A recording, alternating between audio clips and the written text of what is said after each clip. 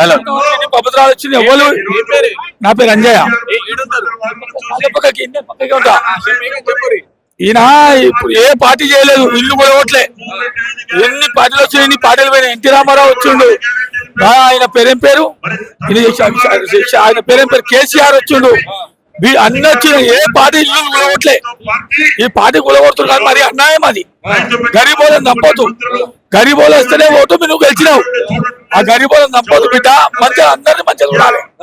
అది ఇంద్రమ్మ ఇల్లు అంటున్నావు. ఏమి ఇంద్రమ్మ ఇల్లు? ఇంద్రమ్మ ఇల్లు ఎవరు అడిగింది నిన్ను? లేనోనికి ఇల్లు కూడగొట్టి ఇల్లు ఇస్తావాను?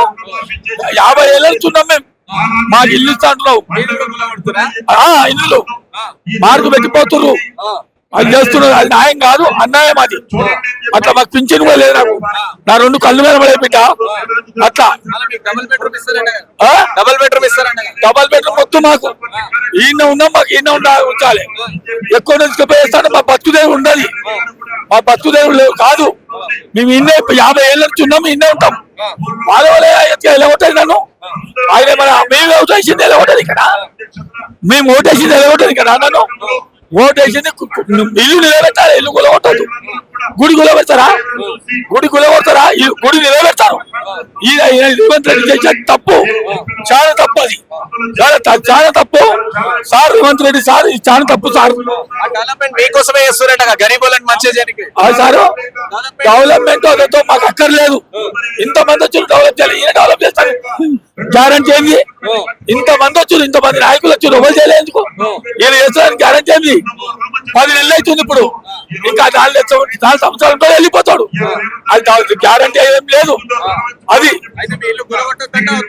వద్దు వద్దు, మాకు అవసరం లేదు. ఆయన డబల్ బెడ్రూమ్ వద్దు. ఆయన మన మంచిగా ఉండాలి. పింఛన్ లేదు. 2 కళ్ళు కనబడి అరుంధతి నగర్ నుంచి మాట్లాడుతున్నాడు ఆయన. నేను దయచేసి అట్లా అందరు తిడుతురు కానీ రేవంత్ రెడ్డిని తిడుతురు కదా. ఎవరు మెచ్చుకుంటారు? అరే మొత్తం అంతా తిడుతున్నారు కదా. ఇల్లు పెడతారు, ఆడోళ్ళు కూడా తిడుతున్నారు. ఆడవాడు అని తిడుతున్నారు. నేను అట్లా అల్లే కదా బిడ్డ. నాకు అందరినీ అట్లా మస్తు ఘోరంగా తిడుతున్నారు. నేను చూస్తున్నాను న్యూస్. నువ్వు అది ఫోన్లో చూస్తున్నాను ఆయన బిడ్డ. అది తప్పది, చాలా తప్పది. ఇప్పుడు నీ ఇల్లు కూడా అనుకుంటావు. ఆయన రేవంత్ రెడ్డి అంటే ఇప్పుడు ఆయన సీఎం. అది ఇల్లు కూడా కొడుతుంటాడు. ఆయన ఇల్లు కొడతా మళ్ళీ గరీబోళ్ళ ఇల్లు ఎట్లా కూడా కొడుతుంటాడు ఆయన. తప్పు కదా అది.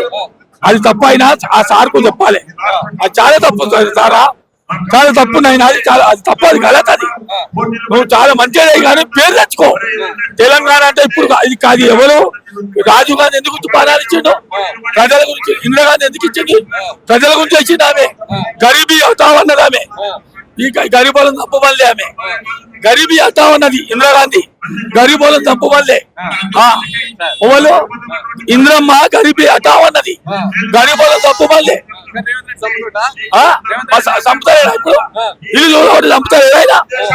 గరీబోళ్ళ ఇల్లు కూడా మన ఇందిరాగాంధీ, రాజీవ్ గాంధీ అట్లా అన్నాడా? రాహుల్ గాంధీ అన్నాడా? ఎవరన్నారా ఇల్లు కొట్టమని?